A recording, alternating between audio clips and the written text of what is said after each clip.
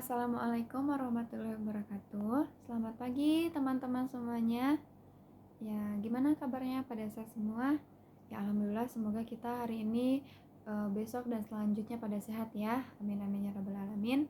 Oke, sebelum ke materi, mari kita berdoa. Ketua KM-nya silakan berdoa. Ya, berdoa dimulai. Berdoa selesai ya. Sebelum lanjut ke materi, Ibu absen dulu ya. Oke, Anggreni, Olivia, Anita, Dian, Dani, Lisa, Sarah, Sari. Ya, alhamdulillah pada masuk semua ya. Ya. Lanjut aja ya, kita langsung aja ke materi. Nah, ingat gak Kak, kemarin kita ngebahas tentang apa? Oke, membahas tentang jenis-jenis perusahaan. Iya. Nah, di dalam perusahaan itu pasti ada yang namanya akuntansi kan? Iya. Nah, jadi minggu ini Ibu akan membahas tentang akuntansi dan operasi bisnis. Nah, langsung aja ya. Siapa yang tahu akuntansi dan pengertian akuntansi? Gak ada ya? Oh iya, udah. Jadi, poin pertama yaitu akuntansi dan tujuan akuntansinya ya. Jadi akuntansi itu adalah alat bantu dalam pengambilan keputusan ekonomi dan keuangan di dalam suatu perusahaan maupun organisasi tersebut. Dan akuntansi juga adalah sistem informasi yang memberikan laporan kepada pihak-pihak yang berkaitan mengenai kegiatan ekonomi dan kegiatan keuangan di dalam perusahaan tersebut. Nah, akuntansi ini ada dua sudut pandang. Yang pertama yaitu penggunaan jasa akuntansi. Penggunaan jasa akuntansi itu apa sih?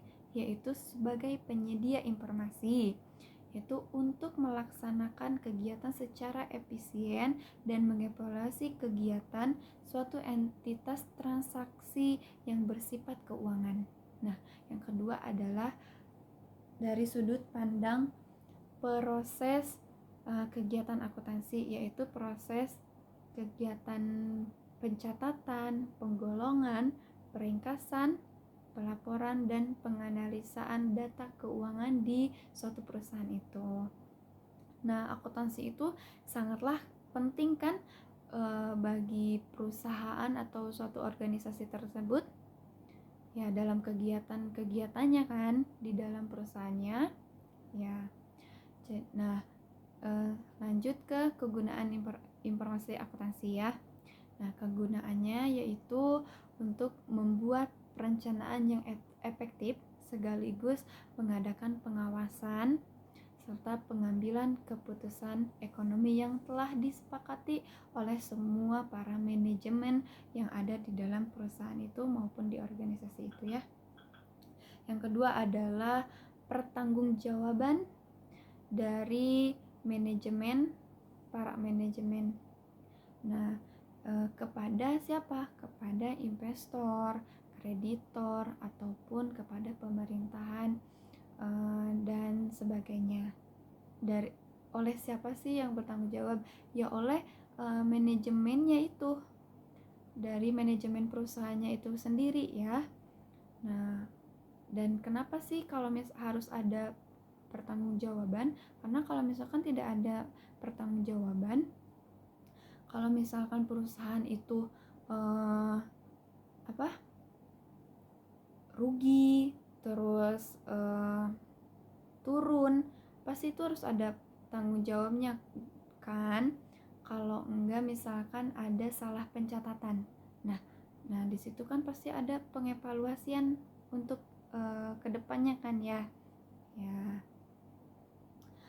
Nah, sekarang lanjut ke poin B ya, yaitu peran akuntansi dalam perusahaan dan penggunaan akuntansi. Nah, banyak banget pihak-pihak yang berkepentingan yang harus menggunakan laporan akuntansi ini sebagai sumber informasi utama untuk mengambil keputusan. Nah, pihak-pihak yang berkepentingan yaitu seperti pertama manajer. Kenapa manajer ini sangatlah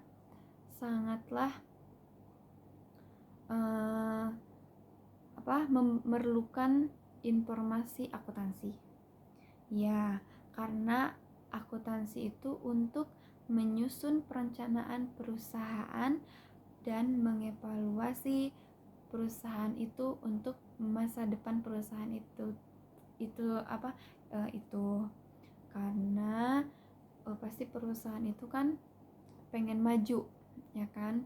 Jadi sebelum itu tuh pasti direncanain dulu, kan? Direncanain dulu, misalkan targetnya harus segini harus selalu naik gitu kan ya. Terus yang kedua, kreditor. Biasanya kreditor ini itu biasanya untuk di bank-bank ya. Nah, kreditor ini juga sangat penting, membutuhkan informasi atau kegiatan akuntansinya. Karena kenapa? Karena untuk memberikan kredit kepada calon nasabahnya, dan nasabah yang dipilih itu adalah nasabah yang mampu mengembalikan pinjaman beserta bunganya pada waktu yang tepat. Dan kreditor juga sangat penting dengan laporan keuangan si nasabahnya tersebut. Terus yang keempat adalah instansi pemerintahan. Nah, biasanya di dalam instansi pemerintahan itu tentang pajak. Nah, dipastikan kalaupun perusahaan atau yang pegawai juga kan wajib, itu kan udah wajib pajak. Nah, di situ tuh pasti dicatatkan. Nah, di dalam informasi akuntansi. Nah, untuk apa sih gunanya akuntansi itu? Untuk menetapkan besarnya pajak yang harus dibayar oleh perusahaan atau organisasi tertentu, atau organisasi atau perusahaan itu tersendiri untuk membayar pajak pada pemerintah. Itu kan pasti dicatat ya.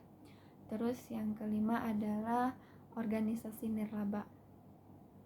Ya, organisasi adalah meski organisasi ini tidak memerlukan keuntungan, tapi dia itu memerlukan kegiatan akuntansinya karena untuk apa? Karena tujuannya itu untuk menyusun anggaran, membayar karyawan, dan membayar beban-beban yang lainnya. Ya. Terus pemakaian lainnya yaitu seperti organisasi buruh. Yaitu untuk apa sih? Untuk memerlukan informasi akuntansi itu yaitu untuk mengajukan kenaikan gaji, tunjangan, serta mengetahui kemajuan perusahaan di mana mereka bekerja ya. Ya, karena waktunya sudah habis, Ibu cukupkan sampai di sini. Ada yang mau ditanyakan? Ya, tidak. Oh, tidak ada. Ya. Oke. Nah, untuk pertemuan selanjutnya kita akan membahas profesi akuntansi dan bidang-bidang spesialisasi akuntansi. Nah, kalian ini ya bisa cari apa itu profesi akuntansi dan bidang-bidangnya apa saja. Ya sudah, cukup sekian materi hari ini. Ibu tutup ya. Nah, sebelum kita berpisah, mari kita berdoa. Berdoa dimulai. Berdoa selesai. Amin amin.